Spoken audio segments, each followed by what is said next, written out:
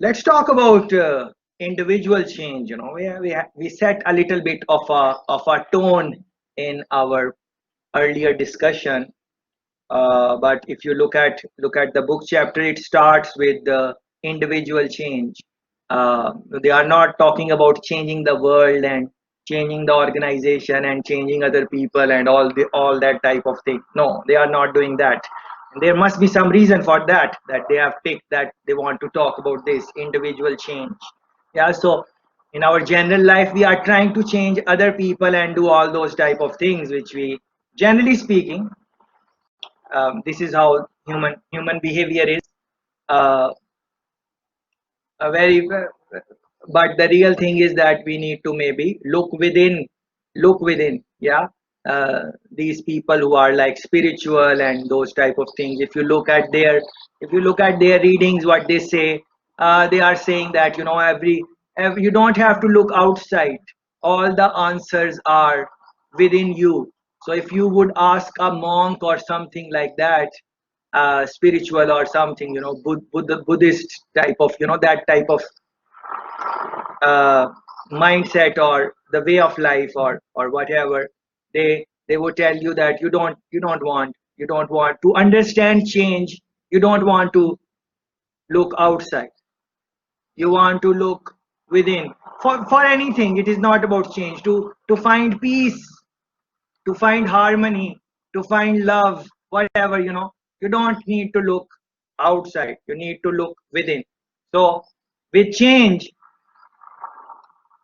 based on my experience, you can have your own point of view. I'm not trying to implement anything on you. This is just sharing thoughts and stuff like that. You can find your own rhythm, your own pattern.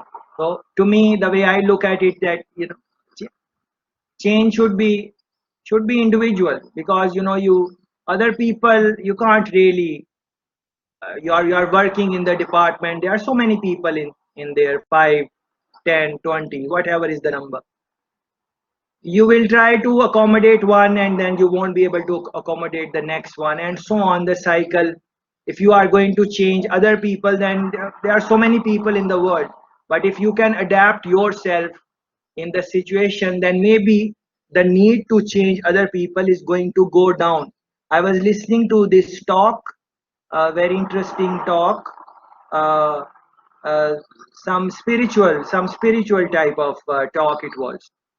And the guy said something, again, which got stuck in my mind. And the guy said that, what is change? Forget about talking about change. Although I have been talking about change, and I will continue talking about change throughout the term. But he said, forget about change. Why you want to talk about change? Change is don't talk about change. Just do what the situation requires. Whatever the situation requires you to do, just do that, and that's it. Why you want to talk about change and change this and change individual change and team change and change other people? No, this is the situation. In that situation, do as the situation requires. Whatever the situation requires, just do that. Forget about your own psychological, whatever is going on. Forget about emotions, what, all those. You just do what is required. That is it. Yeah, in every moment. So this time, what this time requires you? This time requires you to totally, get involved in what we are doing. Maybe participate whenever you come. Some interesting thoughts come to your mind. Maybe put those in. Get involved. Stay focused. This is not the time to look here and there and other things which you might be thinking about, or whatever. No, this is the time to fully focus in the present, and in this situation you do what is required. Once this situation is over, next situation comes. Class ends at 5:30, whatever time. After that, a new situation will come. In that situation, you do what that situation requires you to do. That is the type of thought he was sharing with the audience. And I thought about it, and I really like that idea, although it is difficult to practice it because we have, we what are you thinking right now? Just ask yourself in this moment, where is your thought? Yeah. It is a big possibility that your thought is either on something which has already happened or something which will happen in the future. It is very likely. Generally, human beings are like that. Living in the moment, living in the present, uh, fully focused in what you are doing, that is pretty hard for majority of the people. But if you can do that, then people will feel it. People will feel it, and it is a big advantage for you. Yeah. So, but generally we don't do that. Attention span is, short because of these social media and advertising and all these type of things, the type of world we live in. And that's why these monks and these spiritual people, they go on mountains, and even that lifestyle is not the right one. Life should be balance of religion and the other things which we have to do to sustain and maintain. Yeah. So think about this. If you can do that, then you don't have to worry about anything which this book says or which I am going to say, or listening to the clips which are posted on the website or anything. Then these things are not necessarily relevant, because you just do what is required. You don't do things which based on your likability. So after the session, you are just going to read the read the book till the chapters we have finished, because that is what that movement will require. So we have done the discussion. Now you will just open the book after session and you will just read till where we have reached, and maybe read the next couple of chapters, maybe, or pages, because that is what that movement will require based on my perception. But based on your perception, maybe you are not going to open the book until the night before the exam or something like that. Yeah. So then it will be, you will maybe panic, you will have all these, because you have not been doing the things as they were required. You are by you I mean all of us. I am also, by you I don't mean you. Everyone, human beings, generally speaking. uh, because then the life becomes boring.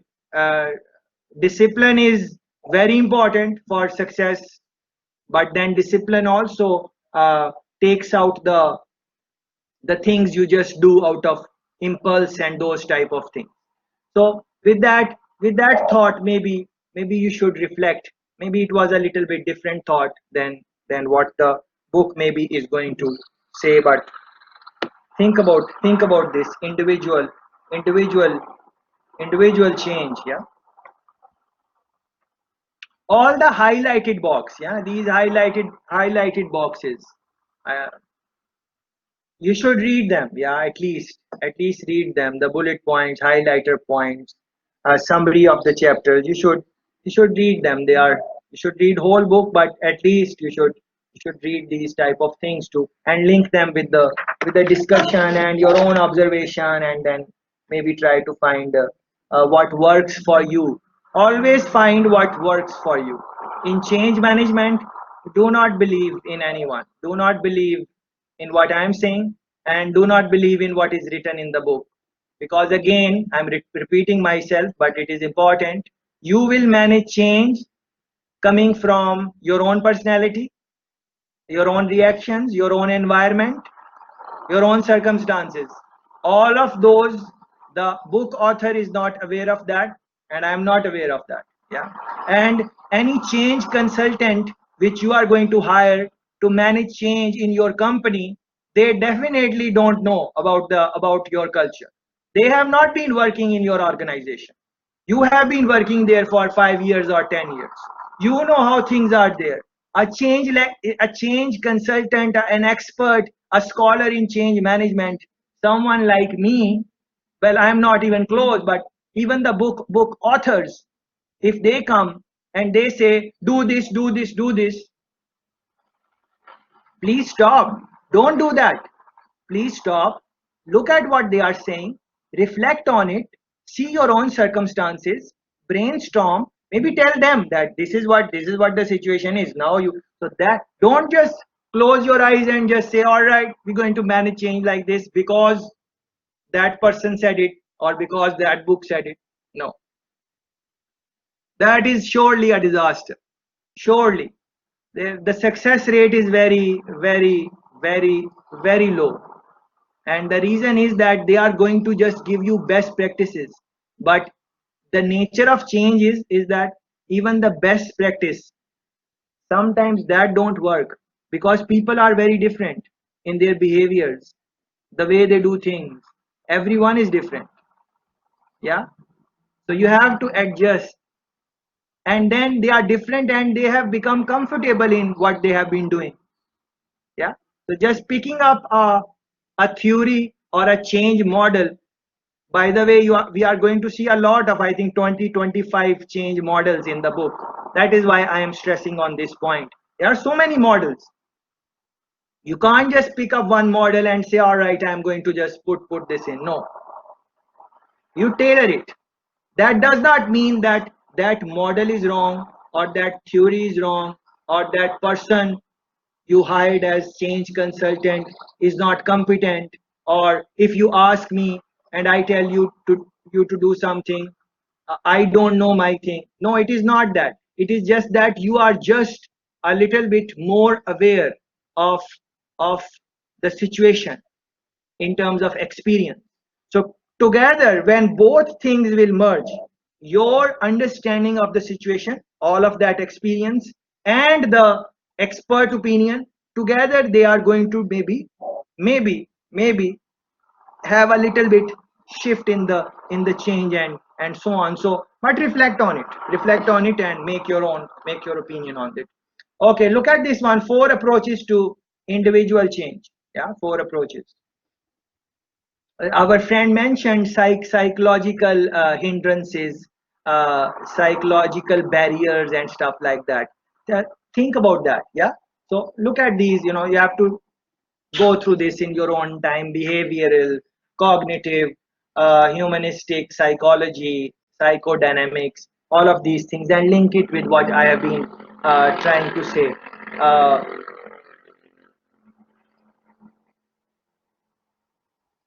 and the this is very interesting. Like, our friend spoke about a psychological barrier and stuff like that. This is very much linked with this figure: 4 approaches to individual change.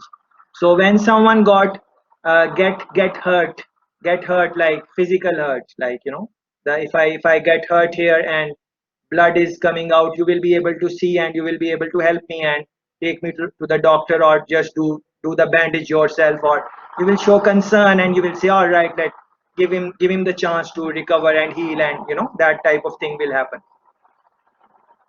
And the more you like me, of course, the more you will care and concern and all those type of things. But with psychological dimensions, we can't really see what is happening. So you can see me uh, uh, physically, but in the mind you can't see. You can just make an assumption, you can make a judgment based on what I have been saying or what you have heard me say before. If you knew me before, you can just have a judgment, and in your mind you are thinking that you have the right evaluation of me. No, I'm not talking about myself. Anyone you don't really know what is in their mind. What you know is that your judgment about their mind.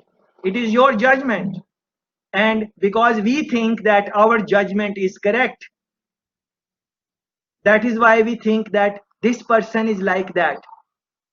But in change management, to reflect on this, that this is my judgment about the person. I think that this person is like that, but maybe I can be wrong. I'm not 100% sure. But then based on your experience, you would say, no, this person is like that. This this person is just like that. This is a big dilemma in change management. So how to get rid of this? Because we all do that. We all stereotype. We meet someone, even when we don't, even we look someone from a distance. We have not spoken with them. We have not heard their voice. And we look at them and we say, all right, she looks very, very hot. I should date her or something like that. Yeah. These things happen. Yeah. So what is that? Your judgment, and vice versa. The person can be the best human being in the world, but your judgment is that no, this person is not right. Yeah. So if your judgment is wrong, think about the cost it can be to the company. You are bringing someone in your culture, in the company. Yeah, you are bringing someone, hiring someone from the interview, and we know that people lie in interviews. There are pet answers which the interviewer wants to hear, and you these, not everyone, but we say things like, people do that. So in when once you have done this type of hiring and people come in and your judgment is one and then their reality, and what is reality, we can't really know what is reality. So that is what this is psychodynamic humanistic psychology, all of that. It is a little bit of a different. You might want to scan through some couple of nice readings on psychology. That I think really helps in managing change, because the more you know about human personalities, human psychologies, the better you will be in managing change, because most of the times it is changes involved with other people, and they have their psychology and all those type of things. So the more you know, the more your understanding about human psychology, human way of thinking, like not just your perception, you have really read about it, and you have done some education, and then done some consultancy maybe, and gain experience, and uh, or your exposure is very big. You are in a job where you meet a lot of people day to day. You meet, let's say you meet 50, 60 people every day.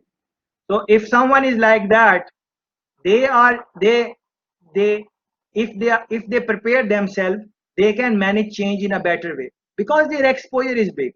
They meet a lot of people, they go through a lot of situations. Yeah. So it will be easier for them to manage human dimension or individual change, or these type of things which I'm trying to reflect on. Yeah. On the other hand, if there is someone who does not have a lot of interactions with others, humans or whatever, not there, then they can struggle, because their exposure is is is not there. At this stage, let me bring you guys in and let me pose a question: that what do you think, if you want to bring in individual change, what is important? If someone asks you that you want to bring in individual change, uh, in yourself, or in you want to guide someone else, that how they should go about individual change, what should be the process, what should be the journey, what are some of the things which one needs to keep in mind, or what are some of the things which can help someone when they are managing individual change? What are your thoughts? Go ahead, please.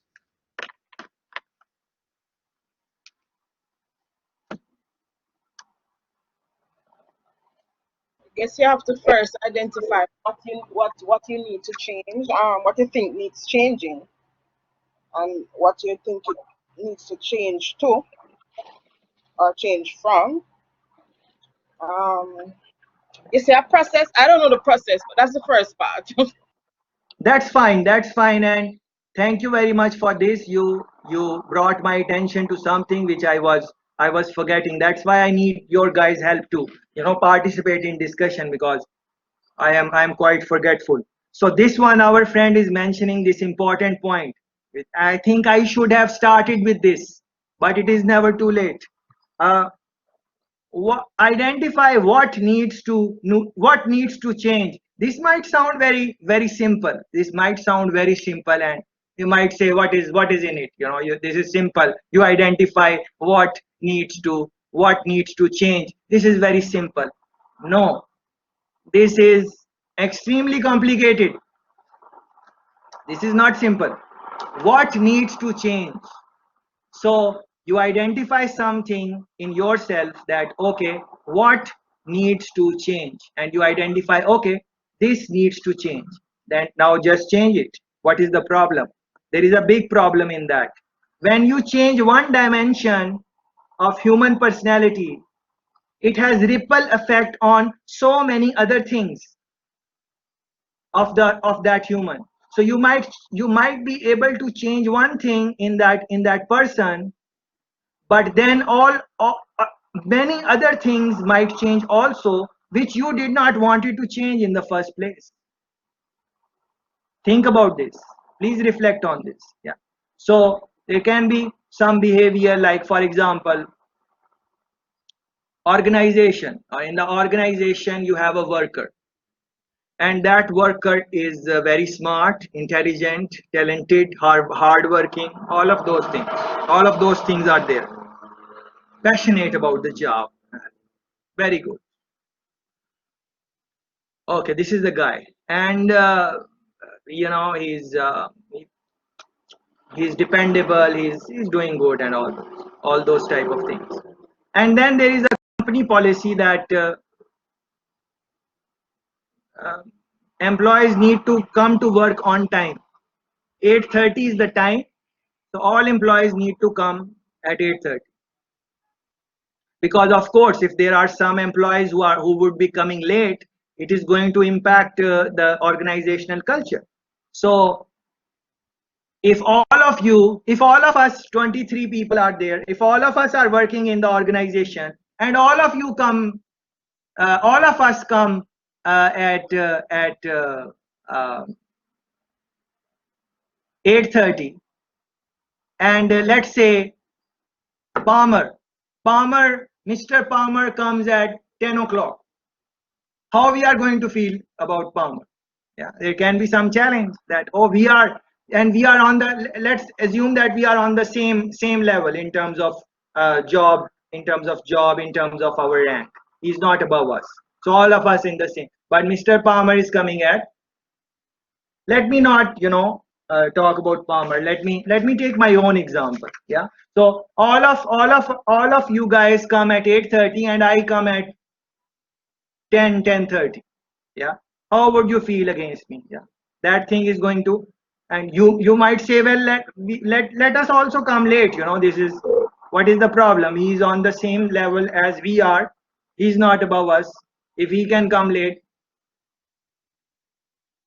So the boss calls me. The boss. Yes, Alicia, please go ahead. Okay, so just to add to the process of change, I was thinking that after you have made that change, you also have to think about the reinforcement, or what are you going to use to sustain that change.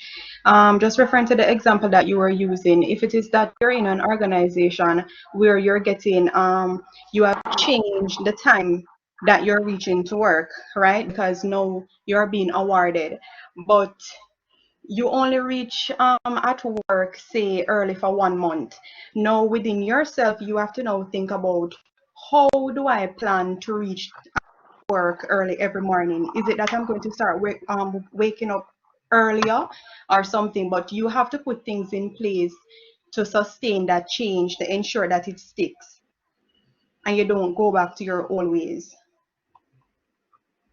Thanks for that, Alicia. So yes, so I was saying that, if everyone comes at one particular time and I am coming late, what impact it is going to make on the culture. And then the boss calls me and he says that, yes, you should come at the same time, 8:30. So it is a possibility that, okay, I will say, all right, I was very hardworking, I was doing all the things, I was completing the jobs on time, I was staying late, completing the jobs, doing everything, whatever, but I am just not maybe a morning person and I was coming late. All of that thing was there. and then boss says no, you have to come 8:30, and then based on what Alicia is saying, I will adjust my time and whatever, and I would start coming at 8:30. Guess what, when it is 4:30, maybe back in the day, I was not looking at what time I would leave. Maybe I would leave at 8, 9, whatever time, whenever I'm satisfied with the things which I have put in for that day. But now, because the organization is asking me to change this one thing, that you have to come on time, and I'm assuming they are rigid on this, and I start coming on that time, it will have a ripple effect on so many things. And one of those things is that I would say, all right, they want me to come on time, I will come on time. I want to leave on time also, or I want to leave when other people leave. If other people are not taking work home on the weekends, then I will also not take. So what would happen? What would happen? That those things which you liked about me, that I was hardworking, I was taking work home on the weekends, I was available on the call even after work, all of those things which you liked. One thing which you did not like because of the circumstances and everything, and nothing is wrong in implementing the whatever the policies, you made me come at 8:30, but then that thing, psychological barrier happened in my mind. I got a negative thing in my mind. Yeah, so think about this and try to reflect in your own life that how this can happen. You must have seen it. I've seen it in organizations, not necessarily this example, but I've seen it many times that we try to change one thing in the person, and when we are able to change that, that person is someone else, because that change has created new changes. It is just like a composition in chemistry and physics, those formulas which we try to uh, which we were doing in, even if you have not studied in undergraduate level, even in CXC and those, you have combination of formula. You change one atom, one thing here and there, one proton here and there, the chemical composition is going to change. Same thing happens with human beings. So we have to be very mindful. That is why I think this question which our friend raised, identify what needs to change. We might be able to identify that what needs to change, but do we really want to change it? That is a $1 million question. We need to, before we make the change, or before we try to do things which are going to result in making the change and so on, we need to be mindful that yes, that change might happen, but what will be the cost of that change? What other things will get influenced or can get influenced from that? uh, can you can you can you think from your experience? Please share any experience from your life where you wanted to change something in yourself or in someone else, or someone wanted to make some change in you. Anything, doesn't really matter, and change happened, but then so many other things change. It can be anything. It can be something from work, that you change something. It can be simple thing like changing the changing the changing the files, like the hard files, putting them in the soft format, putting them on the drives. It can be, so you are able to do that, but what was the impact of that? It can be anything from work, it can be anything from home, personal life, or something like that. Any example you can share. So what I'm asking is, can anyone give any example, please, that they wanted to bring some change, and that change, they were able to create that change, or maybe were not successful in creating that change, but in all the process they just lost. The system failure, everything is lost, something like that. Yeah, anything close to that. Please go ahead and give some examples.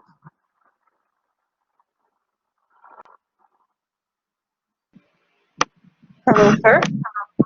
Yes, please, Jada, go ahead. Hi. The work that I do, I'm sorry about that. The work that I do, basically, we had a process where persons were supposed to be basically pulling from a public folder for work and taking emails rather from a public folder. But we had an issue where because they're taking from a public folder and putting into their private, we're not able to monitor the work that they're doing. So the process basically changed to something of the sort where we actually go in and label the emails in the public folder with our names. And then we proceed to work from there. And the thing is, we were having an issue not able to work with see what persons were working on rather and what they were doing. And we were also having an issue because some emails carry more work than others, and persons were choosing not to take the ones that were harder. And I realized that even though we changed to avoid this issue, when it came to working directly from the public folder, we realized that persons were actually still avoiding flagging and labeling emails with their names by waiting on someone else to flag. So even though there was a change, persons didn't want to adapt to the change, and there was an issue just the same when it came to working with the emails and working from that public folder. So even though the change was there, I don't think it was fully effective. They're trying different ways to sort it out, Yeah, but yeah. not everyone is reacting well to the change.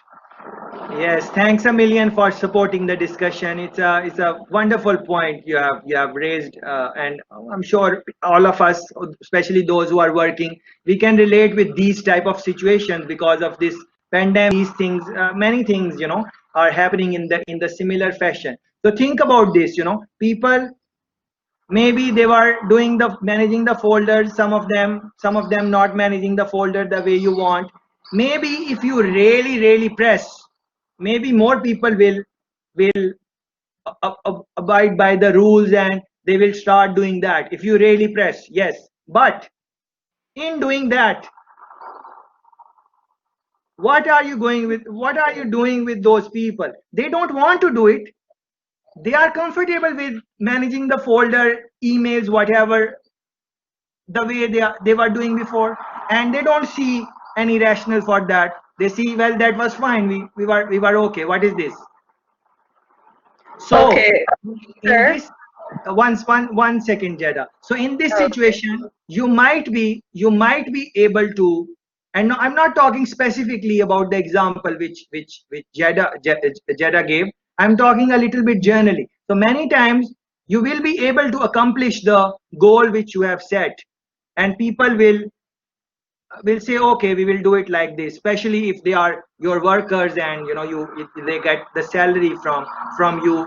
Many times they will have to do that, otherwise they will lose the job. But in doing that, in this pressurized tactic, they might start not doing the things which you maybe liked, or you are okay with that. So they will say, all right, if you are going to force us, then we are like this. So these type of examples make us really think that this question which our friend raised, what needs to change. Once you have identified what needs to change, please take a moment and think that, yes, I can do these things and this will change, but what will be the ripple effect of this? Are there any other things which can happen in terms of protest, or in terms of psychological barrier which our friend mentioned, or in terms of shaming, or whatever different psychology dimensions are can open in that context? So will I be able to take that or not? And then you decide, do I really want to press on this change which I have identified, or I am okay with the things they are? So that is where this status quo comes in. That is where. So that is why, that is another very big reason that change does not happen. Because then many times the top leader, they do all the analysis, bring in the consultants, do all the things, and then they say, all right, these are the 7 changes which we need to do, but let's just focus on these 2. Other ones, okay, let's take it step by step. We are okay if only these 2 things happen. Yeah, that type of approach comes in. Because if you are pressuring too much, too many change, and simultaneously together, it can create a lot of problems. Yes, Jada, sorry for that, please go ahead. Okay, I was saying that even though the persons refused to basically accept the change that was happening, it was affecting our client relations. Oh So yes, yes, basically, the organization made a change, and persons didn't like it. They didn't want to adapt to it. So they're basically doing what they want to do, but in the end, it will probably affect their client relations, and consequently, probably they end up losing the job, or we end up losing our clients, relationship with our yes. clients. Yes, yes, yes. Thank you. Thank you for reminding me in this example, because I forgot the part about customer clients. Yeah, that is the most important point, because any business is there to make money. So if customer is not satisfied, or they are having some impact because of something which they are not doing, your employees are managing the folders and everything, but of course it will impact the CRM. So where the business goes, these are very like very tricky situations, very tricky situations. And that is why uh, I have learned from my own experiences that if you don't really have to change, then don't change. And I'm not promoting this thought. You decide what you want to do, because your experiences are different. Definitely my experience, I'm just sharing with you that if something really does not want to be changed, then then maybe don't change it. Instead, what you do, that in the initial part, set the tone for long run.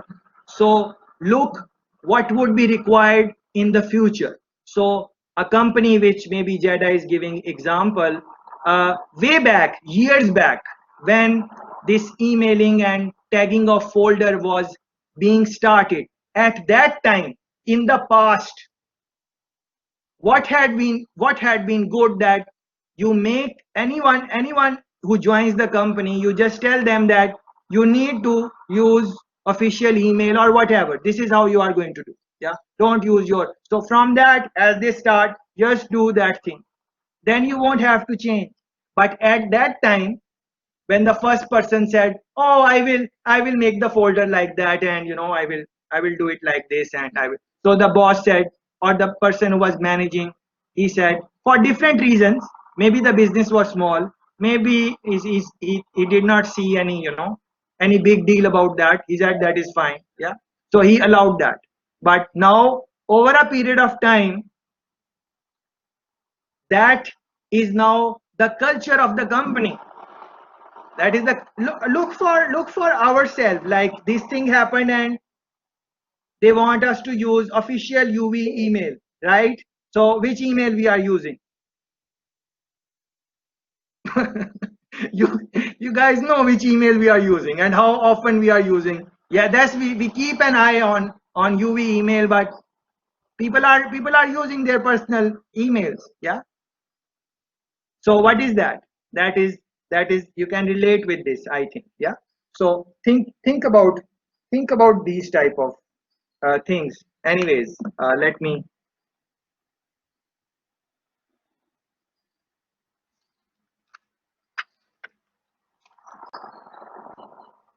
Yeah, so if you will look into this learning and the process of change, learning, what is learning. Yeah, spend some time in understanding the not understanding, all of us know what is learning, but read the read the definition from the book and try to understand what it is. I think it is important in the context of change management. You can look into this. For example, Buchanan is defining learning as the process of acquiring knowledge through experience, which leads to a change in behavior.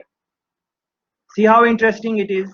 So we might say that we have been talking for last 1 hour or something like that. So we might say that learning is taking place. No learning is taking place, and it is very likely that no learning in the context of change management is going to take place, and the semester will be over. It is very possible. Why? Because learning is which leads to a change in a behavior. If behavior has not changed, there is no learning. We have not learned anything. So what is the point of all this, me coming here, you coming there, spending our energy and trying to discuss things and all those things? There is no point if there is no change in behavior. No point at all. Dot. No point. There is no learning. This is waste of time, as a matter of fact, according to Buchanan, the way he defines learning. On the other hand, all of this thing cannot happen. No discussions, no sessions, but there is a change in our behavior. So what would be that? That would be learning. Although we did not learn anything formally, but because our behavior changed, we learned.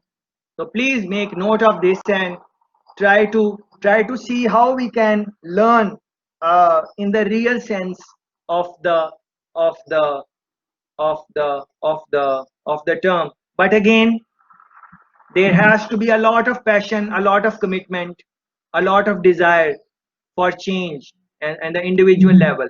This example which Jeda gave, unless people don't get that internal desire to really manage the folders and manage their emails the way company is asking, and they really understand that, and they really feel the pain for customer, and they really want to do it, maybe because to improve customer satisfaction, because they take pride in their job, because they want to satisfy their customer for something else other than the salary, other than the pay. If that thing is not there, even this simple task is going to take a lot of effort, and even when people will be doing it, they will be complaining, and that complaining attitude is going to corrupt other people also, who might want to do something about that folder and all those type of things. Yeah. So ripple effect.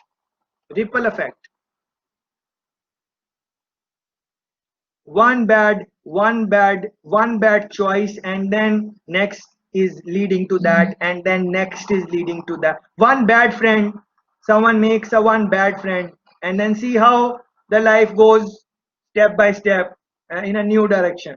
Yeah, think about that.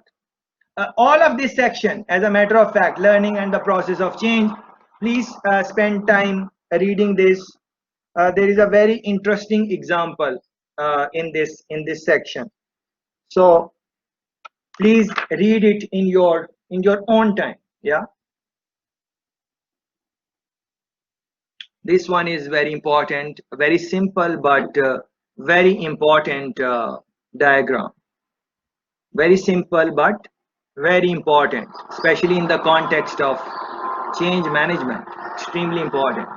This one is called the learning dip, the dip which you're going to experience in the process of learning.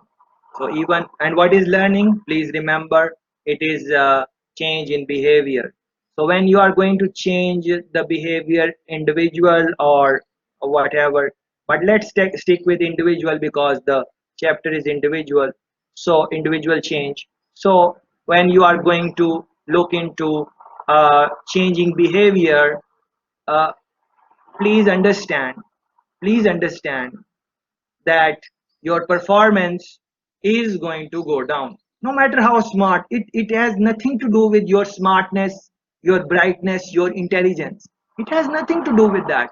It is just a new thing. It is a new thing. So when you will try a new thing, your performance will not be the same as how you are doing it before. Just like this example of Francis. Yeah, very good example she gave. Folders, new type of folders, new management, new emails, whatever they are trying to do. In the past, maybe someone was able to do the things very fast, in a fast way.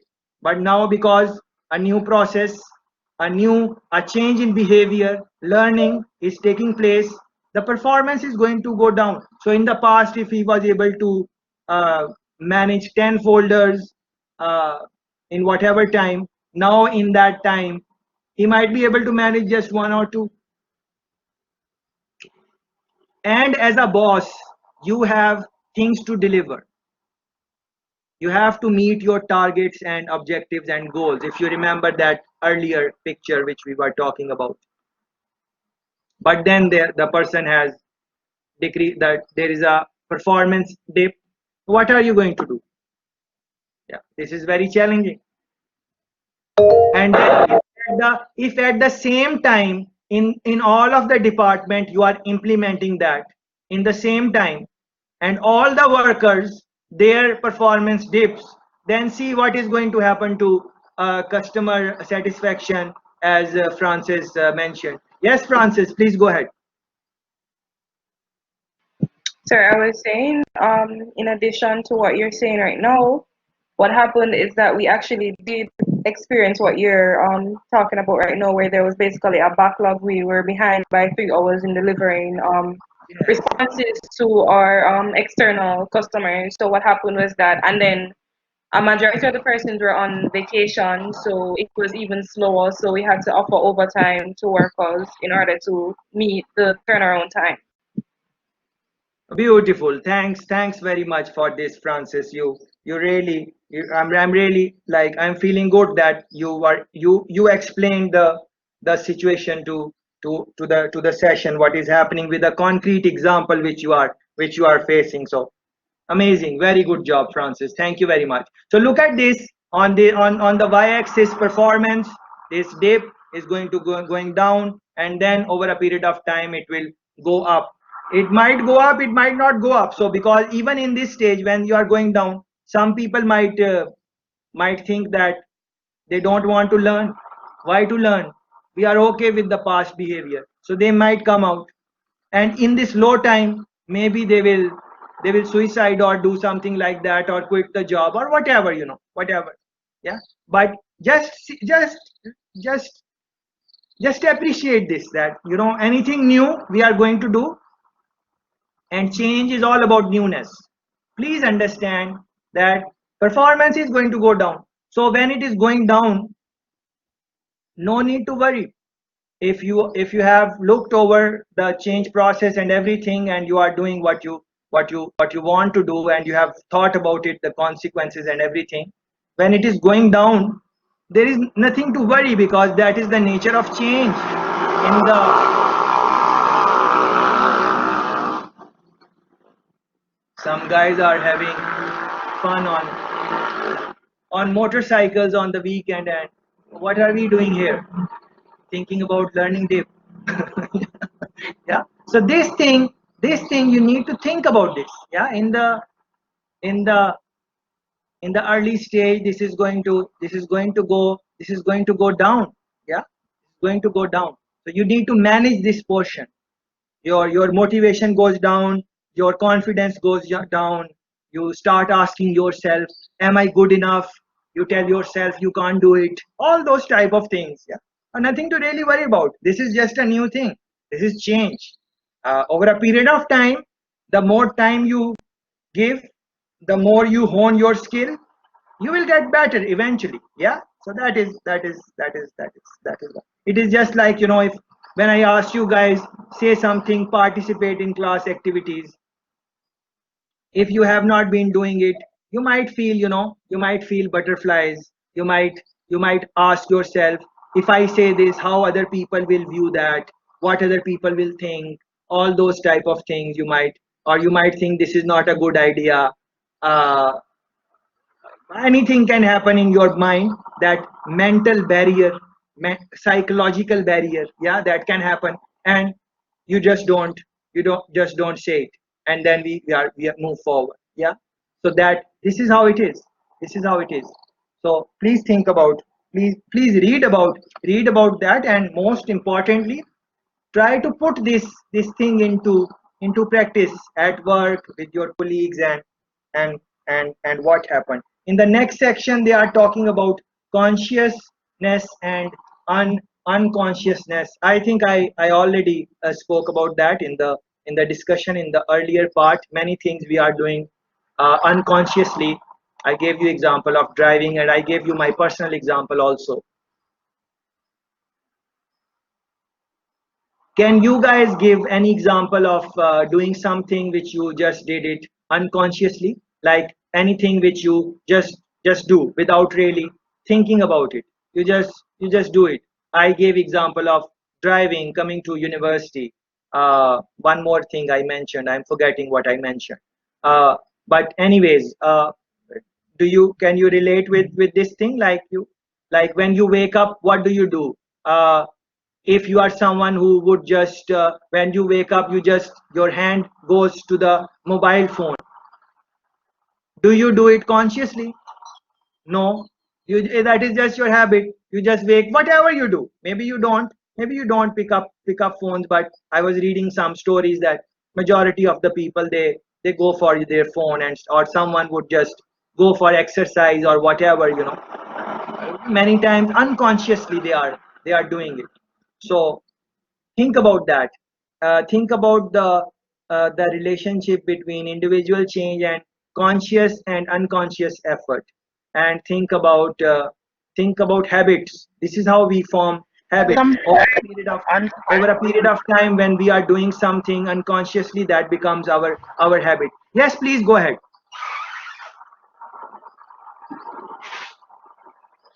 something I do and Yes. I would consider unconscious on my part is brushing my teeth. I don't think about it, I just do it.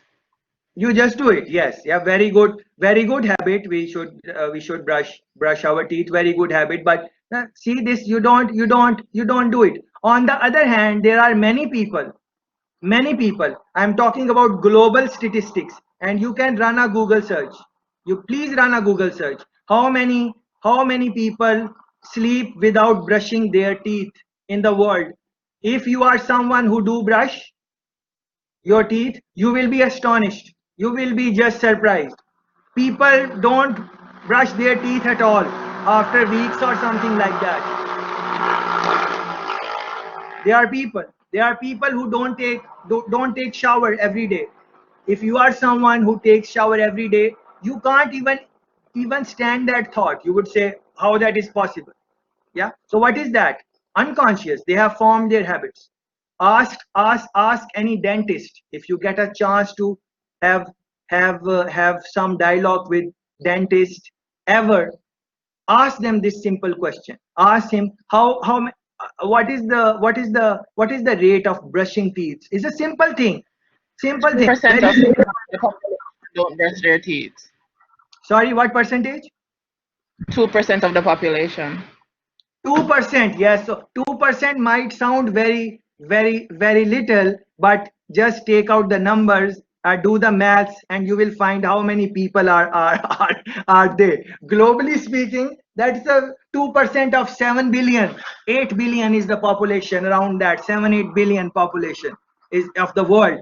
2% don't brush teeth, and I'm sure all of us brush our teeth. I'm sure we're not talking about us. Yeah. So but there are so many people. So can you imagine that there are 2% of the people in the world, they don't brush teeth? But nothing to laugh about it.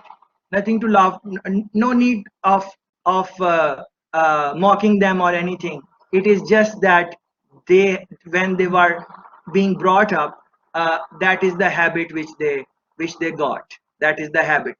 Now they are doing it unconsciously, just like our friend who mentioned a while ago that she brushes her teeth unconsciously. Just like that, these 2% do not brush their teeth unconsciously. That is what it is. So how you are going to change that unconsciousness? Extremely hard. Extremely hard. But there are some models, there are some theories. You would have to read them, go through them. But most importantly, if you really want to get hang of change management, not just for the course, not just to pass. You guys are going to pass.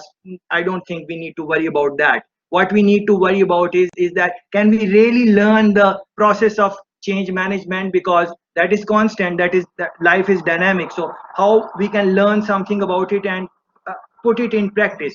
So you guys will have to pick up some pointers from this reading of consciousness and unconsciousness, implement it in your individual life, and over a period of time you will see what happens.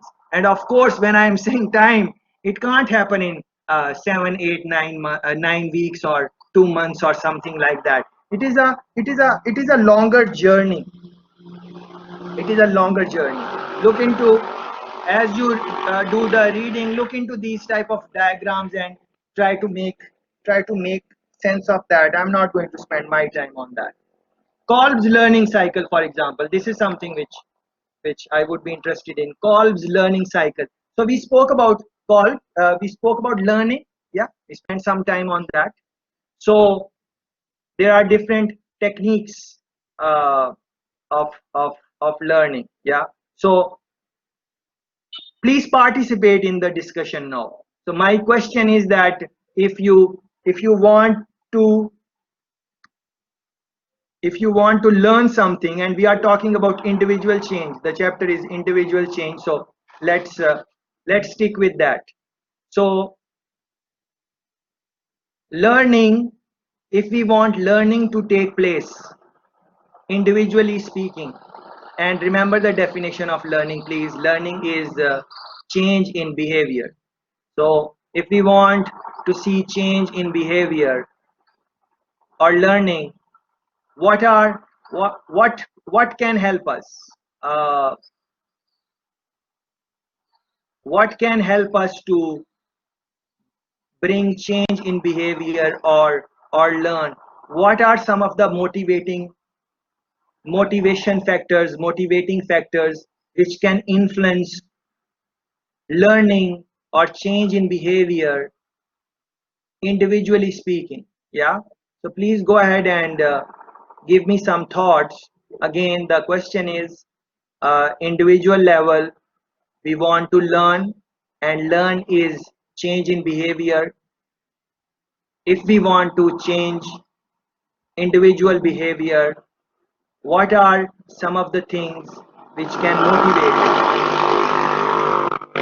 motivate an individual to change their behavior? Please go ahead, give me some pointers at what would influence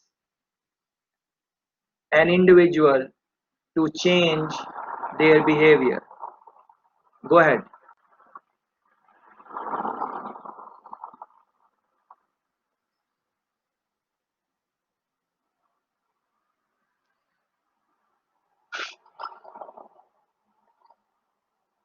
Can you repeat the question, please?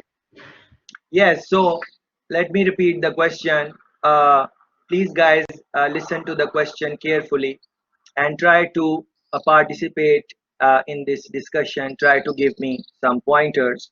So, the question is that individual change in behavior, what are some of the things which can motivate an individual to change their behavior? What motivates individual behavioral change? That is the question. Well, a strong desire can be something that forces someone to change something about themselves. Also, it can be by force, like medical reasons, where you no longer have a choice in regards to change. You have to do it because it's healthy for you. Mm, very good. Excellent points. Strong desire. Strong desire. Extremely strong desire. Yeah. Uh, because the desire has to be extremely strong, because remember that learning dip, things are going to go down. You might go back to your old habits, especially in the context when many things individuals are doing unconsciously. Yeah. So very think about when our friend is saying strong desire, how strong she means. It's really exceptionally strong. Yeah. Another friend is talking about reward. Yeah, some benefit. And what is What is reward? Reward is what will I get from this? Quite selfish, but if I'm going to change, what am I going to get from that? Another friend is talking about coaching and stuff like that. Might want to think about that. But that is very important. Strong desire. Either you have strong desire, or medically you you have to do that. I can, as our friend mentioned this, I can give you this example. One of my friends, he's a chain smoker. He smokes uh, uh, a lot of smoking. So in these times, I was talking with him, and he got COVID-19. He's in some other country, so we were talking on phone. So he got COVID-19, and I said that, uh, you know how you are managing your smoking patterns. You smoke a lot of cigarettes. So he said, no, I'm not smoking. And as a matter of fact, when this COVID-19 started, I started decreasing my smoke, and I'm using other alternatives, which I can use, like patches and stuff like that. So see, the something is going to force something, forcefully, something like that. uh, so you need to reflect on these pointers. Any other thing which you can share, please, if someone wants to bring in individual change. What can motivate them? Yes, desire, very important. Rewards, uh, training, coaching, all these things which you which you said now, and even before. If you want to reflect in the earlier part of the discussion, you can pick some things from there also. But think about this in your own time also, that uh, because you want to create those things. If you want to create some individual change in someone else, yeah, individually speaking, there is a person, and you want to create some change in that. Just by telling them that do this and don't do this, and that is not going to work, because our friend just mentioned strong desire. So instead of telling them that you need to read this, and you need to do this and whatever, if you create the strong desire in them for that change, you won't have to do anything else, because their desire will be so strong. They will just do it. They will do it because their desire is strong. So I should not be telling you guys that, read this chapter and see that video and do this and do that and whatever. That is very shallow, maybe. The best approach would be that I show you the importance of understanding this topic of change management, and you accept it, and then you have a desire, internal desire, that you want to know as best as you can about change management. If you have that, then you don't need me, you don't need any session, you don't need any books, or you don't even need to register for any course, and you will become, within 1 year, 2 year, you will become very good in this topic. Very good. I can promise you that. Uh, the topic can be covered in 3 years.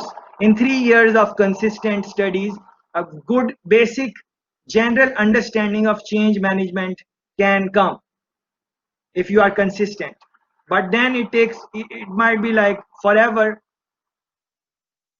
You can't really change anyone, because if they are not with you on the board, what can you do? You can't do much unless you use force, as our friend mentioned that also. So uh, I think that is the key point.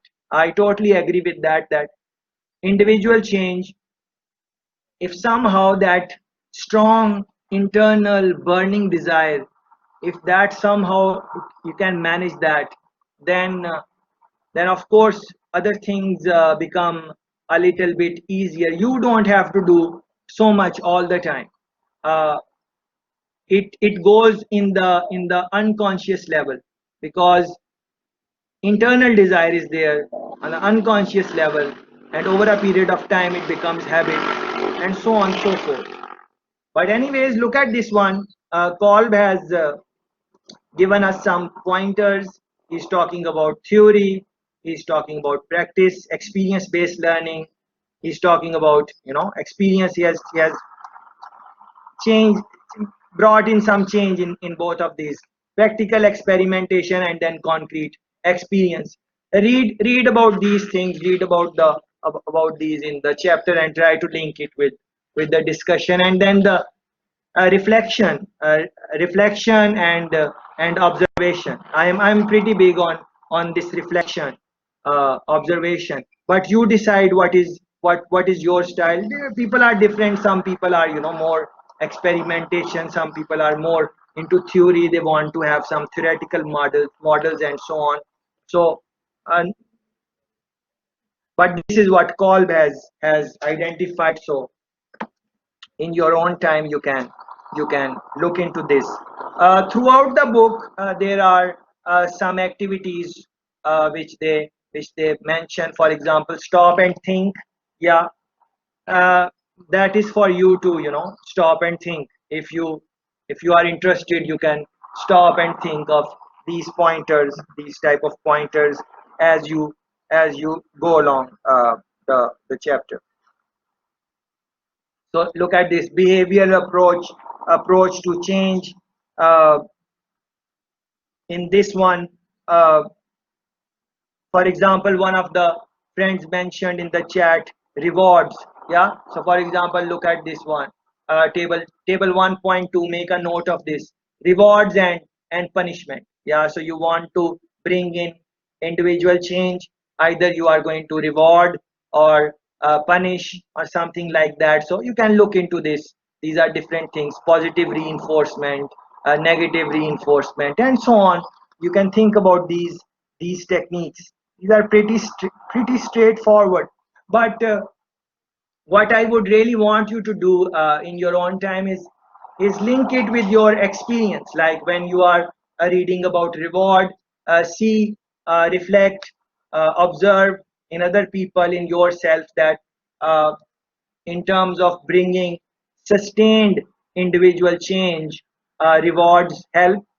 If they help, to what extent they help. Punishment helps or not, because you have to be mindful that you can punish people and so on, but then they might have bad mind against you. So, and they will be fair about that. No one likes to be punished. People like to be treated affectionately, in a loving manner, and so on. But then again, if learning has to take place, punishment is also a very powerful tool, and it does work. It does work. Different types of, you're going to decide how you are going to reinforce learning. For example, if you want to talk about reward, what type of reward? Financial reward is just one part. There are so many different types of reward schemes. As you can reflect at your own workplace. Reflect on how your work rewards you by letting you go a little bit early, by letting you go a weekend off once a month, by giving you some support for your education, something like that, by giving you days off in the year, and so on. The list is it is not just finance. It is not just the salary, just the pay. Even reward is that, as one friend mentioned, praise. Praising someone, telling someone good job, well done. It gives the person energy, and so on and so forth. So reward are, I can say, tangible and intangible rewards. You can categorize them and see which ones work for you, and whatever reward works for you. If you want to change any other person, Don't just assume that because this reward works for you is going to work for other person also. So if you are motivated by by by salary, if you are going to bring change in me, maybe I'm not motivated by salary. Yes, salary is important for me. I'm not saying that money is not important. It is a reality of life that it is very important, but my motivation does not come from money alone. There are other things which motivate me to do whatever I do in my personal life, in my professional life, whatever I do. uh, yeah, so but for some people, because of their situation is like that, that money is the sole motivation for them, because they have to pay the bills, and in a different way they don't have a lot of support, and they have too many, too many things going in their life. So depends on that the personal situation, what the situation is. So but anyways, same for punishment.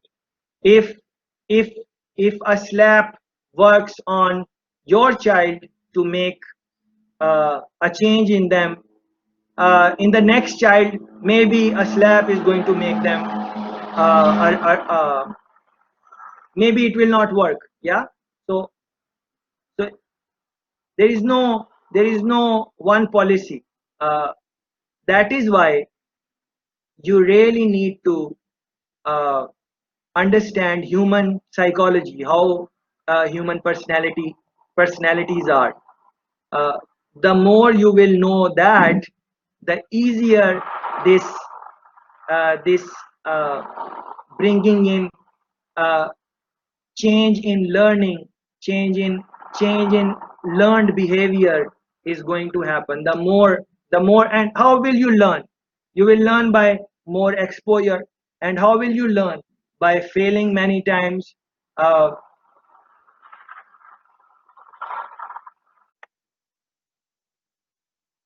Yeah, so when you will look into this, it is going to talk about different types of reinforcement, financial, non-financial, and otherwise.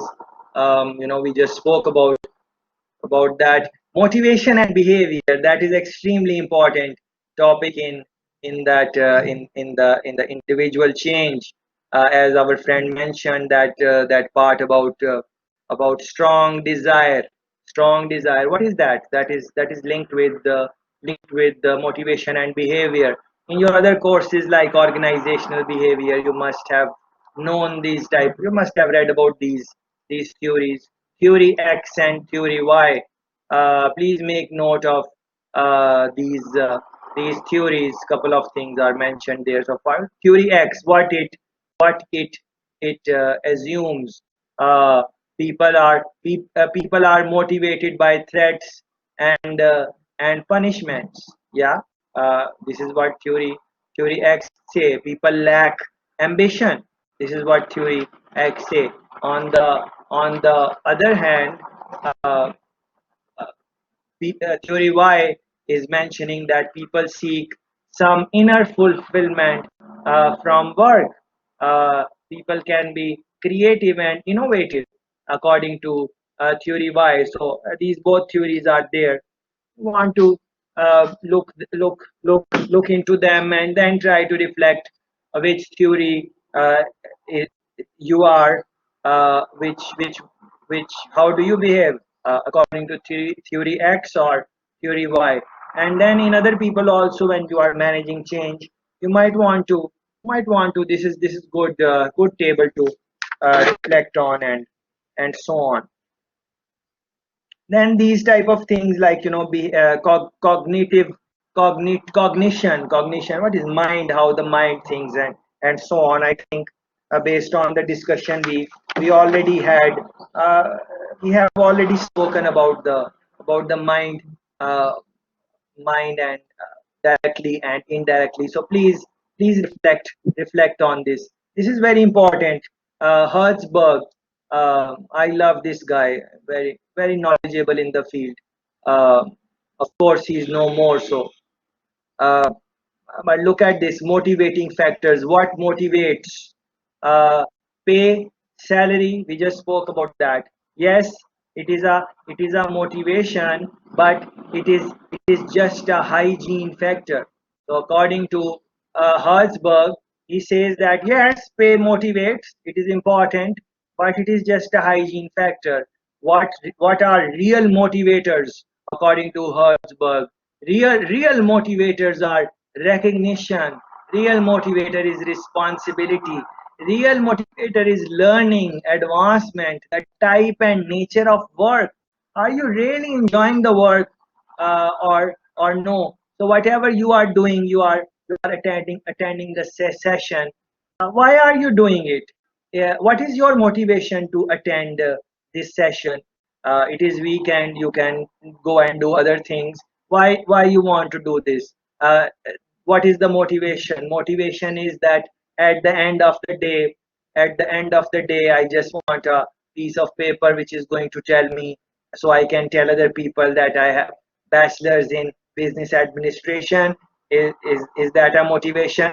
I'm not trying to say that is a less of a motivation. That is a big motivation also, but it's not really a motivator. It is just a hygiene factor.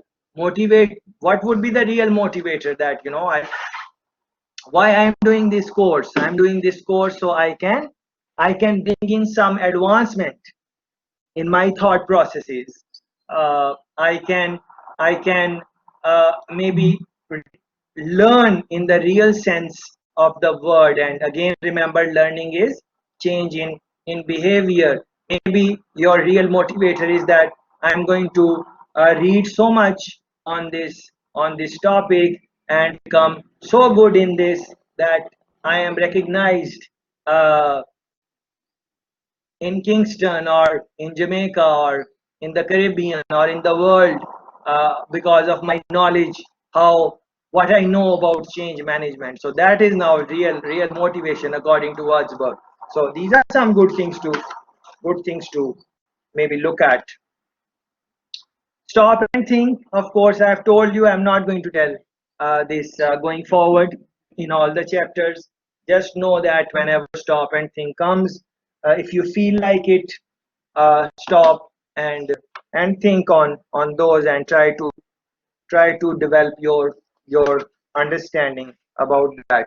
Setting goals. Yeah, setting goals can be very important. Uh, in individual change, setting goals, targets. uh, generally in life, goals and setting targets is a good exercise. It helps in achieving whatever we want to achieve, but particularly in individual change, goals, setting goals, there they can really they can really help. They have given some numbers, some statistics in this. You can scan through that. This one you would want to really reflect on, making sense of the result. So you have set your target, set your goals, you have done whatever we have been talking about this afternoon. But then you have to make sense of the results. And then when you are bringing in some type of change in that process, especially when you have started, you really don't know what the result would be like. You really don't know. You can have a direction, like you can forecast a little bit that okay, I think this is how it is going to happen, but you don't really know until you know. That is how it is, just like anything in life. So especially in change context, because other people are involved, even if it is individual change, so many things are going, emotions, feeling, your own personal experiences of the past, all of those things are happening. So in that, you don't really know what the results would be like. So in that context, making sense of results can be very interesting. uh, Techniques for change, individual change techniques. I asked you this question a while ago, that what can be some of the motivators. That was a offshot of this one. So next one is over here, techniques for change. What can we do to change, individual change, how that learning can happen. So your book illustrates quite a few things, which some of them I have used personally, and they really work. I encourage you to look over all of them and try to use them as much as possible and see which one works for you. So for example, positive listings, people do that. Affirmations, this is interesting. Like, uh, uh, people tell themselves whatever they want to believe. So for example, if you look at this, I am always enthusiastic, I am always studious, I always reach on work on time, I am a hard working person. These type of positive sentiments, words. Sometimes people stand in front of mirror and tell themselves whatever they want to tell. So mind is always telling something. Uh, Please stop for a moment. Stop for a moment and just look within and see what is your mind telling you right now. Mind is saying something. Yeah, mind is mind is always talking. So, and then reflect, is it a positive thing, is it a negative thing? Generally speaking, do some reflection of your mind when you wake up, what type of thoughts you are getting, and you will see that within a day or two you are going to see that. Do that exercise tomorrow morning. So tomorrow morning when you wake up, just see, you just woke up, what type of thoughts are coming in my mind. If they are positive thoughts, then you will see that you have that maybe pattern every day, every now and then you are getting more positive thoughts. But if as you wake up and you get some negative thoughts, maybe that is a pattern in the personality. You just tend to think about negativity a little bit more, and nothing is wrong in that. Thinking about negative things is also important in life, so that we can beware of them, we can prepare for them, and so on. But what I am trying to say is, what we tell ourselves is sometimes more important than what other people tell us. So if I tell you that uh, you are you are not smart, that is different thing. But if you tell yourself that you are not smart, that is totally different thing. Yeah, so not saying that what other people say that don't influence people, that do influence. Many people take peer pressure, especially in a certain age, but it can happen in any time in life. But uh, self talk, individual change, self talk, you have to monitor that what are the things you are telling yourself. It can be a simple thing like, you are in a journey of individual change, and you tell yourself that this is not going to happen, this is not possible. Yeah, so you told yourself that. Now it's very likely it is not going to happen. On the other hand, you tell yourself, well, it looks hard, but I'm going to manage it, I got this. In the past, I have done this, I have done this. You tell yourself some success stories. You remind yourself that I am capable. I was, at that time also, I was nervous in the beginning, but over a period of time, I got a hang of this thing. So this time also, I will be successful. Not that you will be successful, but you will increase your chances because of the story you told yourself. So those type of things, these techniques are there. In your own time, I think you can do this visualization. This visualization, I've read so many articles on this, like, and you can read too. Just run a simple Google search, visualize technique of visualization or visualization, um, and sports, sports, people in sports, sportsmen, and these type of people, sports, any type of sports. So I've heard many sports related personalities, athletes, and so on. Uh, they, in their interviews, they say that before the race begins, or whatever the sporting event is, before that they just sit down, close their eyes, and visualize that they have won, or they have done this, or they have done this. That you can look into that. It's a quite powerful technique. Uh, I also use it, personally speaking, sometimes. Yeah, so I think it is a good technique.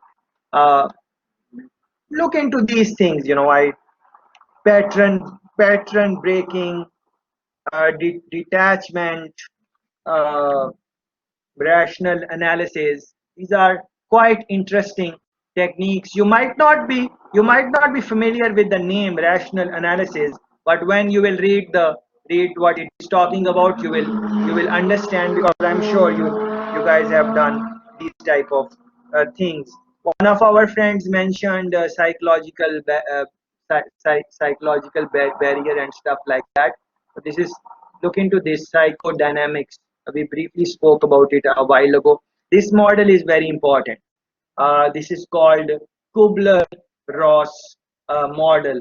You might not be aware of the name of this model, but and you will see the headings, you will clearly understand and know that you are familiar with this model. This is how it looks. So in the earlier part, things happen and you are in the denial mode. You don't accept it, what has happened. After that, you become angry, upset why it happened, and you bargain a little bit how you can come out of it. Then you are in the depression stage, you are feeling, and over a period of time you are going to accept it maybe and stuff. So I'm sure you know about this, because it comes in various different courses and stuff like that, but I'm not sure if you are familiar with the name. So this is important, Kubler-Ross model. So this one, of course, you are going to read it in your own time. Couple of things I want to say about this model, which you should make note of. A couple of things are that when you look at this model, it seems that it is a step-by-step process. So it seems that it is a linear model. Step 1, step 2, step 3, step 4, step 5, and so on. So first you are going to go in denial, then angry, then bargain, depression, and acceptance. And if you look at most of the books which explain it, they also give this type of sense. So based on my readings of the person who invented this model or came up with this model, Kubler-Ross say that this is a misconception about this model. This is not a step-by-step model. Different people react differently to grief, loss, and so on.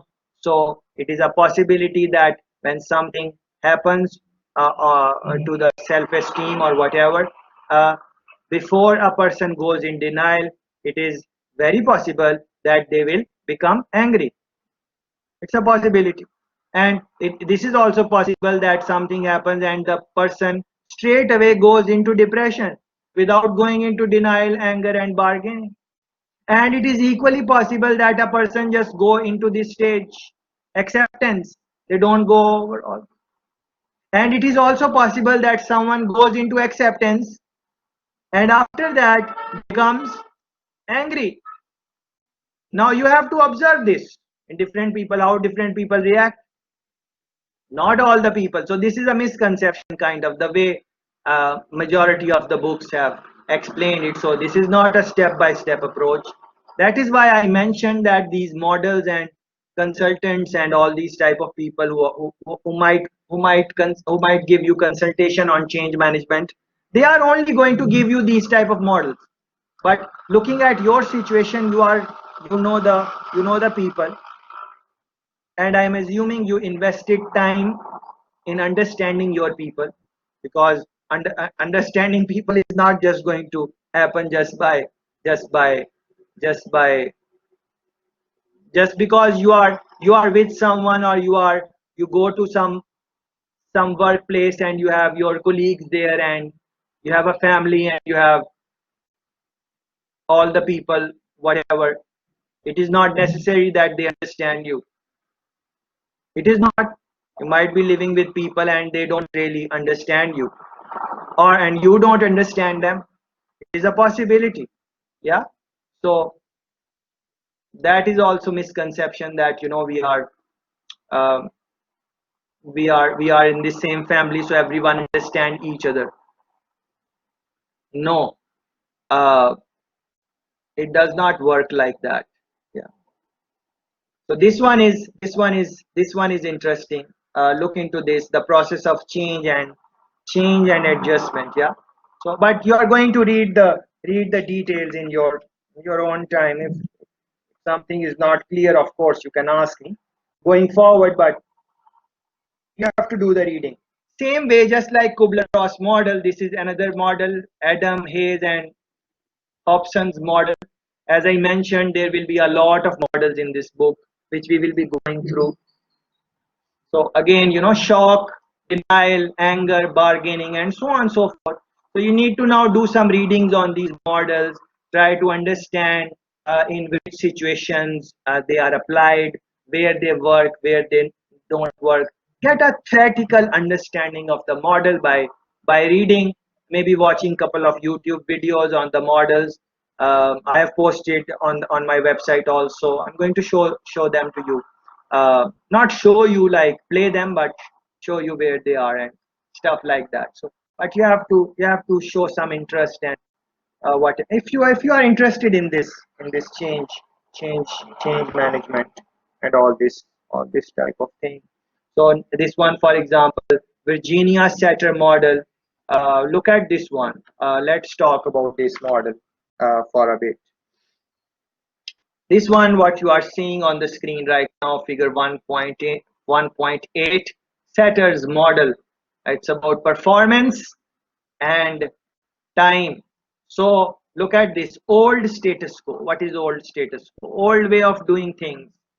We spoke about unconsciousness, subconscious level habits, uh, things you are comfortable with, the way you have been doing the things, that is status quo. And then some foreign element comes and it asks you to do something. So for example, let's say that you were used to maybe PowerPoint slides, but you come in this session and I have opened the book, and you are not used to reading the book. So what is the old status quo?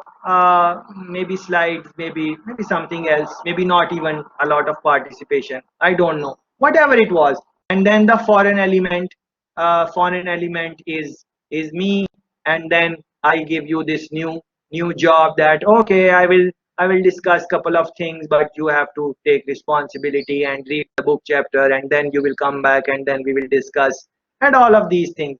So it's a possibility you will accept it and you will say all right, whatever. Well, you will accept it anyways, but will you accept it happily, or you will accept it in a bad mood? That is the question. Because if it is coursework, you have to do it, but how you are doing it, it is just like that folder example which our friend gave us. They are going to do it eventually, they will have to, but how they are doing it, are they liking it or not? And that is going to make the difference. So yes, I want you to read the book, but not forcefully.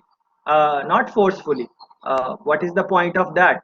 So yes, if you enjoy, you read the book. If you don't want to read the book, that is up to you, no problem. uh, but then there will be a chaos. Yeah. Up and down movement. What is the new norm? What should we do? And I'm giving you this example about book reading and stuff, but you can think about any other example based on your work experience and stuff like that. And then someone will initiate some transforming idea, how to make the things easier, or what is the objective, how we can reach it in the best possible way. Some type of idea generation will happen. Then that idea will be presented to the workers, to colleagues. Then they will like it or dislike it. Then slowly they will implement it. Then over a period of time, it will become their habit. And then over a long period of time, it will become a new status quo. So from the times when we are just looking at PowerPoint slides and not reading the book at all, if we continue on this path and you are intrinsically motivated, there is strong desire to learn and all those type of things, then over a long period of time, that will become the new status quo. But when you entered in undergraduate studies, if your objective was just to gain the degree, then these things are not going to happen, because that is not your objective. And frankly, nothing is wrong in that. Maybe you have other objectives in your life, and you are spending all of your time in achieving those objectives, and maybe you are working 24/7 at work, day and night, and you are getting good praise over there, and all you need is just a just a just a bachelor's degree, and next promotion is waiting for you. If that is the case, well, yes, very good. Nothing is wrong in that also. uh, Couple of lines I want you to look at. This one, for example. Yeah, this is very interesting. This changes when something new enters the system. Satter calls it a foreign element in the sense that a factor previously not present is introduced. Yeah. So you want to think about this, that in change situations where you are going to introduce foreign element and where you are not going to introduce the foreign element. What is the culture? Is the organizational culture or the individual culture of such a nature where you can introduce foreign element and it will be fine? If that is the case, you should use the foreign element. Otherwise, using foreign element can be very tricky. It is just like that you have a boss at your work, and you know who is the boss and all of those things, and you are working fine. But imagine one day you go to work and there is someone from another department or even outside of the organization, and he comes and he bossing you around. He starts bossing you. So that is foreign element. Will that work for you? Maybe it will, but sometimes people don't like it. Even when they get a new boss, they like it if that new boss is chosen from within the company. Some organizations behave like that. They are not really appreciated when someone suddenly comes from outside and right into the position of manager. Yeah, and then they see that there were assistant managers in the company which know the job, and they could have been promoted, but the company for some reason did not promote those people and bring in someone from outside as manager. So again, these are some things which you want to reflect on, that what would be the cost of introducing foreign element. uh, this is just one example. There are best would be that you try to reflect in your own experiences, and from there you try to bring in some example for the models which you will see in the book. For example, this one, please spend some time with this figure. Critical points in the change process. Although this picture looks like there are so many boxes and whatnot, but believe me, it is a very simple picture. For example, you start from left side, old status quo, then the foreign element will be introduced, and try try to reject foreign element. If cannot reject, you try to accommodate foreign element in the old model, which is this one. If cannot accommodate that, then try to transform old model to receive foreign element, and so on, so forth. They just try to and at every stage, if you reject, you go back to old status quo. And this one is the new status quo, and from new status quo can you can either go on the path of newness, on the path of achieving change, or you can look at this. From new status quo, you can also, this line is going all the way up, and it is a possibility that you will go back to old status quo. Just like if someone has any addiction, yeah, that addiction would be their old status quo, and they will do all the things, foreign element, introduce everything, and then eventually after 1 year, 1.5 years, they are rehabilitated, and then there is a new status quo, and they are now reformed. They have gotten rid of the addiction, but we know that they can go back to that addiction. Yeah, you can link it with so many things like relationships. Yeah, uh, things happen and whatever, and people break up, and then they go back sometimes. Yeah, what is that? Yeah, so this is very interesting. So think about some examples. Whatever example suits you, it can be any example, doesn't matter. The idea is to the emphasis is not on the example, what type of example it is. The emphasis is that we understand what are the critical points in the change process. So they have mentioned a couple of them. Please see if you can go through them. Table 1.4, I think that is it's a nice table to look at. It's talking about behavior, cognition, human side. Some themes are there. In your own time, you are going to go through go through this and try to develop some understanding of what is happening. Uh, this one is very famous. I am sure you are aware of this. Maslow's hierarchy of needs is about understanding people. So in that, this one helps. Um, Physiological needs, then safety needs, love and belonging, self-esteem, and then eventually Maslow says that eventually it is self-actualization. So in the earlier part where I was talking about motivation and payments and salaries and so on, what is payment? Maybe it will fall under here. Money is important to take care of maybe physiological needs and maybe safety needs. uh, Love, I am not too sure. That is up. If you do you think love can be bought? Give me some ideas. Can we buy love from money? Any thoughts on that? This is the question for you. Please participate. No, sir, I do not believe love can be bought. Okay, all right. Any other thought? Any male can comment on this. What males think? Boys, males, can love be bought? What is your opinion?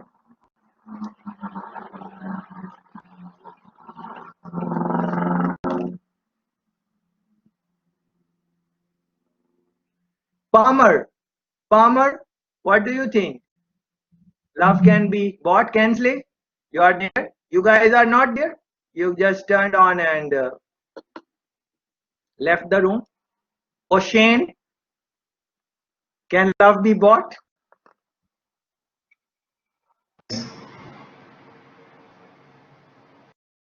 Senses that love can be bought, but it all depends on who the other person is. For some persons, for them, love is a genuine thing that they should be in mind, body, and soul type of vibe. For some, it's a religious thing. For some, it's a transaction. May it be business or pleasure, it's just a transaction. And for some, it can be bought. For some, based on how they were brought up and taught, love for them is having a man in their life, or not the same man, because modern time, having somebody in their life that can put a roof over their head, material based things. So it's really dependent on a whole lot of factors. But if you ask my personal opinion, I mean, love should not be able to be bought. But unfortunately, that's not the case in the real life. It can be bought on many, many occasions. And then there are some occasions where it's genuine. So that's my take on it. What a beautiful and what a profound take, and thanks for that. And I don't think anyone can disagree with that, because he did not just say, although he could have said, yes, it can be bought, and that is what he said, I think, but he gave the rationale for that, and yes, and he explained us that in which instances what is happening. So this shows that he is understanding of human behavior, and based on his job, he's dealing with a lot of people, he's managing people, he listens to all different type of, so that exposure helps him to say what he said, and that type of exposure essentially helps in managing change, in convincing people on their side, because many times you would have to explain that situation to them. So yes, he could have said that yes, love can be bought, but he thought that no, that is not going to do the thing. Let me build a background on that, so it becomes more rational. Because if you just say that yes, love can be bought, then no one likes that. This is not a popular thing, like, oh, you are going to buy love. No, this is because then the fantasy of love is going to disappear. It is, so anyone who is rich, they can buy, yeah, this type of rationale maybe.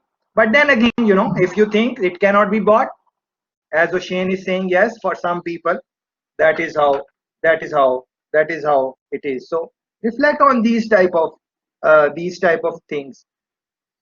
There is a indicator test. It is called Myers-Briggs type indicator, MBTI. I'm sure you must have heard about that. Just run a Google search on We that.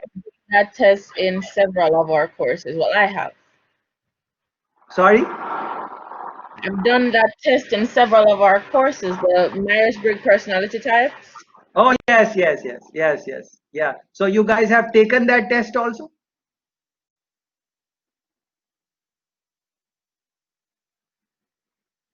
In your Yes, other we course, have, sir. you have. Yes, I have. Yes.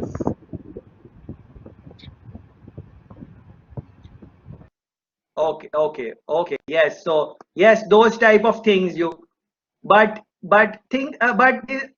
do this exercise. So once you take that type of test, write down what your personality is, and do the test again after, let's say, 2 years, 1.5 years, and then see is it giving you the same result or not.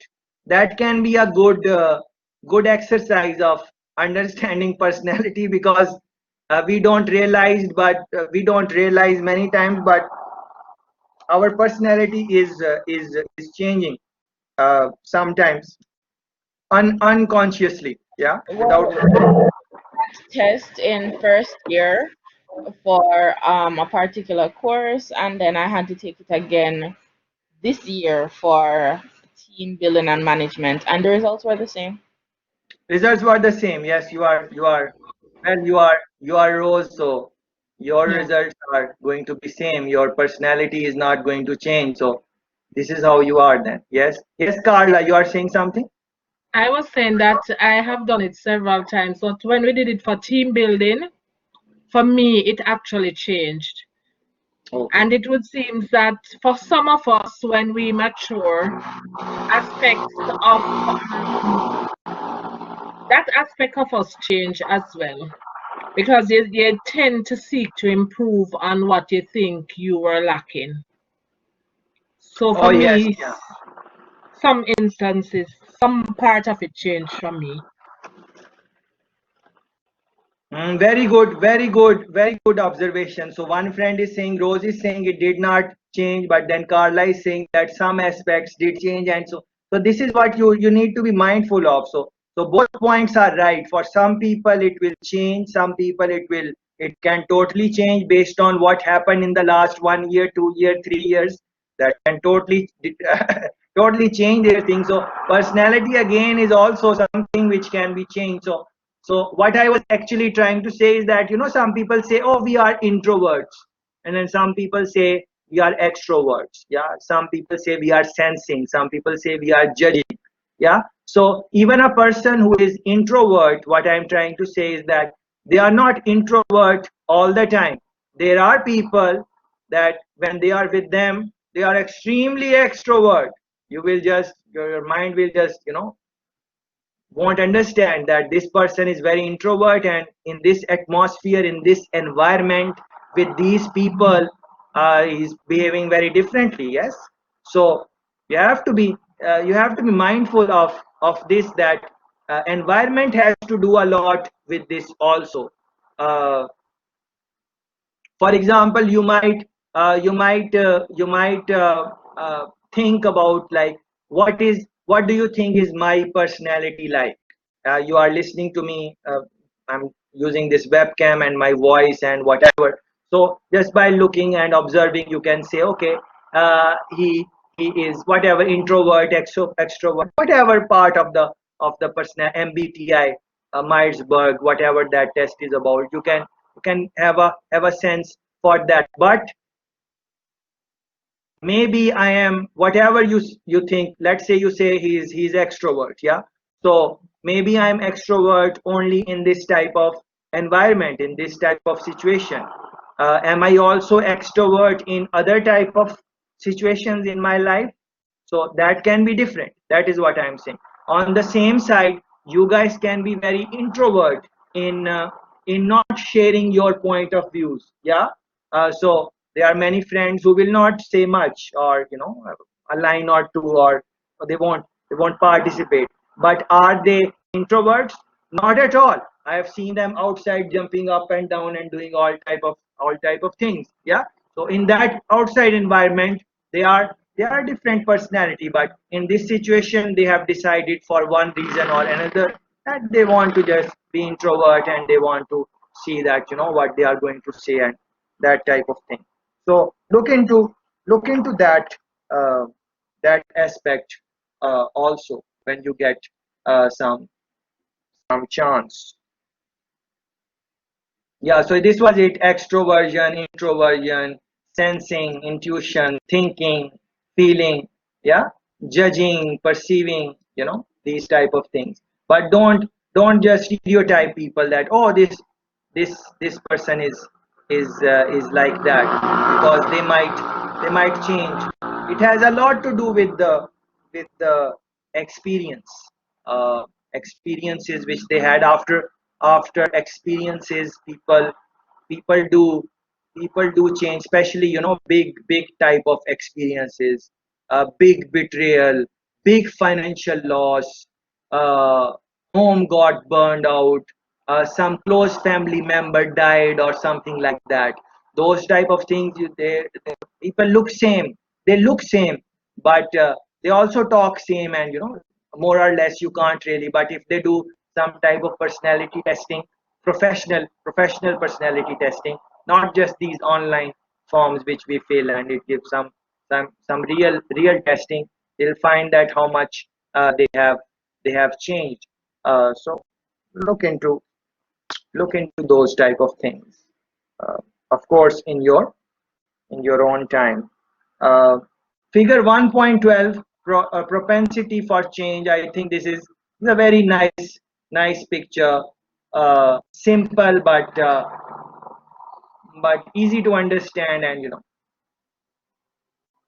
5 factors in responding to change. What is the nature of change? What it is going to require from us? What would be the consequences of change? If I don't change, what will happen?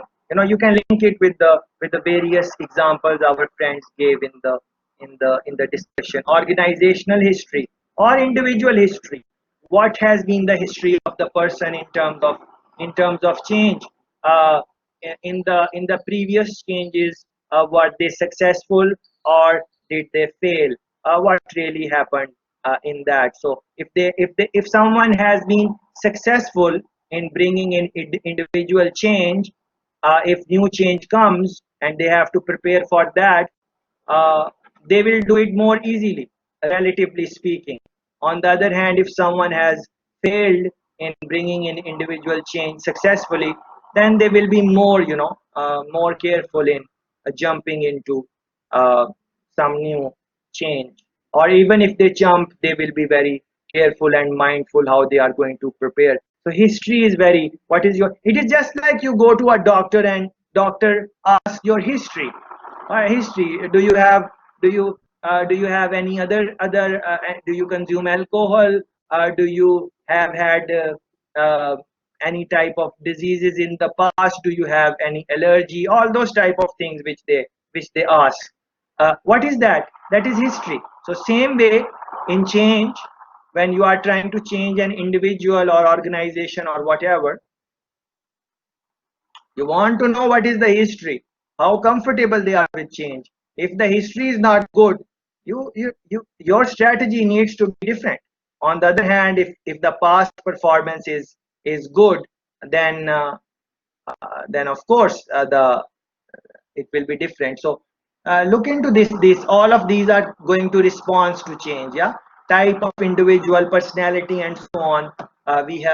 We have spoken about that. And this the way O'Shane explained that question which I asked about love and all those things, that is linked with type of individual, what type of individual they are. The person who is going to buy love and the person who will be bought. Yeah, it is both. You are buying and someone is being bought, or whatever you want to call it. Maybe I should have used some other words, but uh, that is what I could think. So type of individual, that, and then that is linked with history of the individual. Yeah, and then it is linked with the the the personality of the individual, if they are risk taking or they are not risk taking, risk averse, and so on and so forth. So a person who is a risk taker, his consequences for change, he's going to look it very differently. Yeah, and vice versa. Yeah, so you can look into this. So when I was talking about organizational change, in the same breath I also spoke about individual history. So think about this. It is very simple diagram, but very useful. Next model is again extremely important, Sachin's model of transformational change. This is one model which is going to come again and again and again throughout change management, no matter which book you picks up. So, and this is such a simple model and such a useful model. So Sachin is elaborating. Sachin says that there are three stages. Uh, Stage one, stage 2, and stage 3. And let's see what we're talking about in the stages. So stage 1, he says unfreezing. Unfreezing.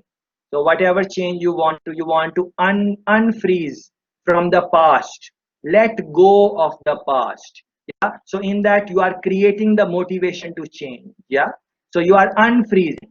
Yeah, then stage 2, you are now learning new concepts, new meanings from for old concepts. So this was old. From that you give yourself time to unfreeze, and then in the stage 2 you start learning about new concepts and you give new meanings for old concepts. The old concepts, you had a different meaning for them, you replace it. In other words, you are unlearning and you are relearning something. Yeah, so you have some definition of something which you have had because of your unconscious thinking or your habits or being comfortable. You have been doing those things.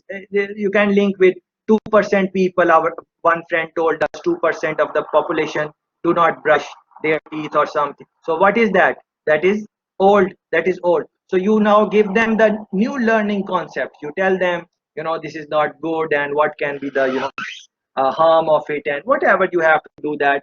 And then you replace uh, old concepts with new meanings. That is what you do in the second stage. And in the third stage, according to Sachin, he's saying refreezing. Yeah, internalizing new concepts and meanings. So you give time that the person can immerse themselves in the new meaning, new way of doing things. Yeah, that is what this model is saying. So three stages. Number one, unfreeze, let go let go the past. That was past. That is how we were doing things in the past. Yeah, so unfreeze from that, let that go, give yourself time. Yeah, and then once you have done that, once you have let go that part, then in stage go you learn the new way of doing things. In other words, a new you are going towards new status quo. Yeah, and then in the third stage you give the time, space, energy, resources, whatever is required to refreeze in that new habit. You become so comfortable with new habit that you start doing it on an unconscious level. Yeah, so this is what it is. But again, you would want to read a little bit and see how the how Sachin has explained it. It's not very long, and it's the same type of things which we have been speaking about. For example, fear of temporary incompetence, fear of punishment. Earlier on in the discussion, one friend mentioned that why we are unable to change is because of the fear of unknown. So I think we can read this in our own time. Uh, Look at this one. For example, how do you reduce learning anxiety? Yeah, so this is new thing. New, whenever we are trying to do something new, it is going to give us some anxiety and so on. So you can you can think in your own time about what helps you in reducing your anxiety when you are learning, and learning means, of course, that it is going to change your behavior. But the author has given us a couple of pointers. All of them are very important. For example, a compelling vision, yeah, of the future. I think someone mentioned vision in some discussion today. Formal training. Someone mentioned, I think on the chat, someone wrote the importance of training and whatnot. Involvement of the learner. Someone mentioned this also. Involvement. They say the internal desire. Yeah, the more the desire is, the more the involvement, and so on. They have given these pointers. So please reflect on them. And then, of course, uh, the summary and conclusion section, that is extremely important for all the chapters. So please pay careful attention to summary and conclusion section of all the chapters, because they are going to give you some pointers. uh, Essentially speaking, in individual change, essentially speaking, don't expect a sudden 100% change. Don't expect that, uh, because you might get unhappy. uh, don't expect 100% sudden change. It can happen if you do it by force, or the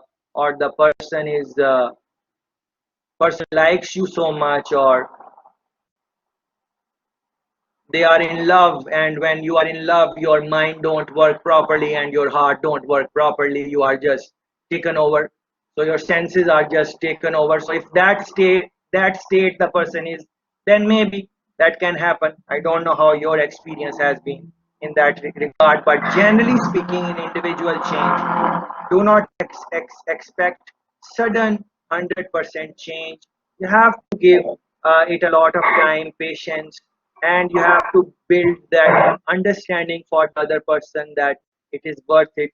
All of those things you would want to do. We spoke about learning dip, for example. So whenever someone is going to change, of course, you are going to reflect that their performance, whatever they were doing in the past, that might take a little bit of a dip, and they might go down a little bit. Some approaches were their behavior related approach, cognition related approach. Look into those personality types, individual history. Sachin's model, we just spoke about it. I think these things are uh, important to get a good understanding.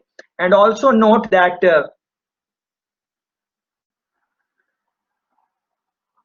in change management, these initial chapters are extremely important. So please spend some time with these chapters and read the chapters and read between the lines and try to reflect on your own experience and do all those type of things to really spend time with these chapters.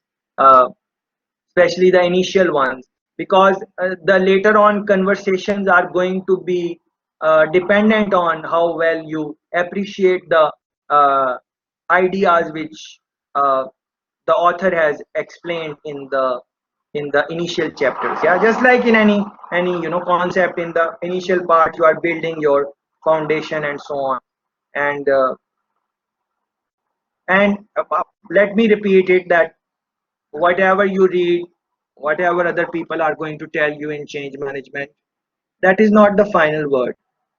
You have to create your own final word, because you need to create responsibility. If the change initiative is going to fail, I am not responsible. Neither is the author of the book, and neither is the consultant which you hired.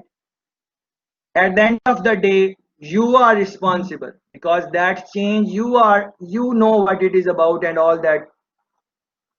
So that is why I'm saying that at the end of the day, you need to really think that this model is saying this: do step 1, do step 2, step 3, but I think I should do step 2 first.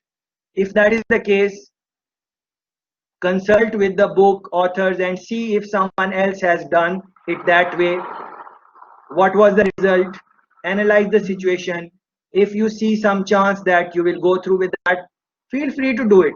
You don't have to follow the theory and say, "Ah, this is how I am going to do." It's not like that, because change is something that it really involves human psychology and all those type of things, and they are constantly changing without us realizing it. We don't realize it because we cannot see it. We can't see mind. When someone grows up, we can see them like in the physical sense, like something or some harm, some cut or something. We can see it, but the growth of the mind and so on, it cannot be understood from what the people are saying, because people can disguise their talk also. They can learn about smart things and just repeat those, uh, just like that. It is a possibility. Con artists do that all the time. Yeah, you have to be mindful of that. I missed this one. Let me look at this one, figure 1.13, just before the conclusion. This is talking about management interventions through the change process.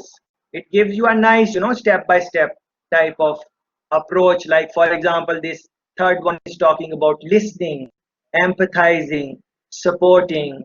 Don't suppress conflict of or different views and emotions. Don't suppress them, because what happens when you suppress them? When you force change on individuals, they might do it now, but in the long run, one day they might explode. Yeah, so you have to be mindful. So if you have been suppressing someone over a period of time and you have been successful so far, please decide your strategy right now. Maybe give them a little breather right now, because you don't know, on next change they might explode.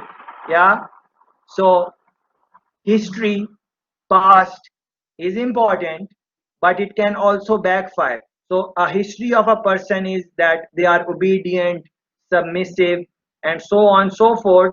But it can be a case where their true self is not obedient, but they are just suppressing conflict because of some reason, whatever reason it is. Yeah, please reflect on this and so on. Yeah, and the last step is prepare to move on. Yeah, so look into these, go through these, and try to get a hang of this. This will conclude our discussion for chapter number 1, which was individual change. Thank you very much for participating in this discussion.